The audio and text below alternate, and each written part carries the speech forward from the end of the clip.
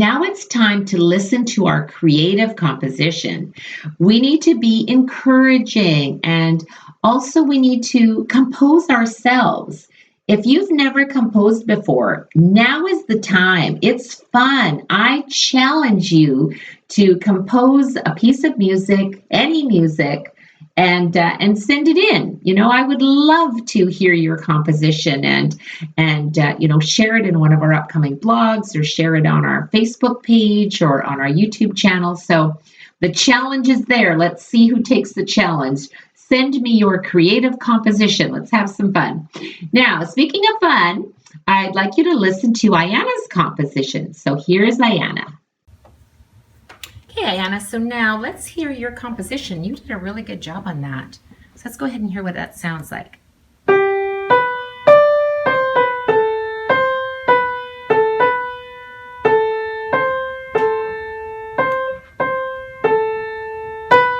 Beautiful. Now, Ayana, did you end on a stable scale degree? Yeah. Yeah. Did you end on the 1 or on the 3? 3. Excellent. Thanks, Ayana. Complete the creative process by adding solo sparkles, which are dynamics, articulation, title, words, or whatever you like. Be sure to have Tito tap the rhythm with you. We really want to have that strong sense of pulse in our music.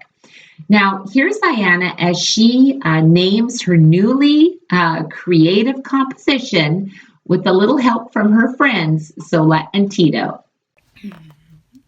Okay, so Ayana, I love your piece. What did you call it? Sola and Tito's bunny back vases. Excellent. And did you add Sola Sparkles? Yes. Of course. I love your Sola Sparkles. And did you do some Tito taps in there? Yep. And what color is your book? It's the purple one right now. And what color is your shirt? It's purple. And my tights are purple. Everything is purple. That's excellent. Except for my little socks. Oh, except for your little socks. Oh, yes. What color are your socks? They're kind of like a peachy, as in my cat, but if my cat was here, he'd be a little lighter colored. Woody. All right. Yeah. Like well, thanks for writing your song. So, what was your song called again? Sola and Tito's bunny back races. Give him a high five, Ayana. Okay, if I give him a high five, don't I have to give her a high five? I think you should give them both a high five. Oh. Hey! Thanks, Ayana. Boop. The third C for teaching level 3 is compelling composers. Compelling composers write music that is captivating, spellbinding, mesmerizing, irresistible, powerful, emotional, storytelling, strong, reflective, overwhelmingly magical. Compelling composers create music that evokes interest, attention, or admiration in a powerfully irresistible way. I love that word, compelling. Compelling composers write music that truly can move you to tears, or it can make you laugh.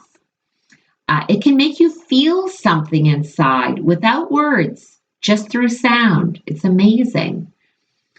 The music is so compelling, it can change your mood, your thoughts, even stimulate your imagination. When we teach melody writing, we are creating the future compelling composers.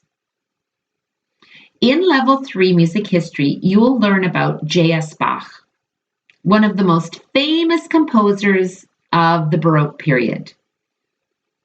Imagine, Bach had 20 children. 20! I have 5, and I thought that was a lot. I can't imagine having 20.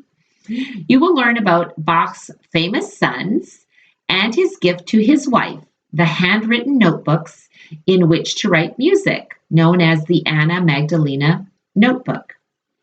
You will also learn about the Baroque era and the elements of music, including melody, rhythm, meter, tempo, dynamics, polyphonic texture, and Baroque dances. You will learn about the Baroque suite and the Baroque dances in duple, triple, and quadruple meter. Now let's have a little fun. Doesn't that look like they're fun dancing? I thought like you to fill in the blanks with me here. So here's the first one, number 1A. A formal French dance in moderately fast 3/4 time with dainty small dance steps is called the... Here's a little clue for you. Is called the minuet. A sentimental French dance in moderate, duple or quadruple meter begins with a half measure upbeat or anacrusis, and this is called the gavotte. And third, a lively English origin dance in fast meter with a short upbeat is called the jig. How did you do? Or were you just looking up the answers? We are so blessed to have the resources to show our students these recreated dances in videos. At Ultimate Music Theory, we have collected all these amazing free resources for you and organized them so it's easy to follow and entertaining for you and your students as well. And yes, you are going to see all these on videos. One of the instruments of the Baroque era was, of course, the harpsichord. So now you can go to gsgmusic.com and watch free resources and complete the exercises in your Level 3 Supplemental Workbook. Let's see if you can answer these 3 questions really quickly. I told you I'd be asking you questions today. The keyboard instrument whose quills pluck the strings is called the harpsichord. The contrasting dynamics of the harpsichord is called terced dynamics. The cymbal placed over notes to extend the sound is called a trill or an ornament. How did you do? You will hear Baroque music played on the harpsichord that you can watch anytime. You can also share the links with your students so they can watch it at home if you don't have time to do this during class. Now, these YouTube videos have been assembled for you and organized, and they're going to save you hours of time for looking what might or might not work to cover all of the requirements. So simply enjoy them. You will see the page numbers and the resources all lined up for you in gsgmusic.com.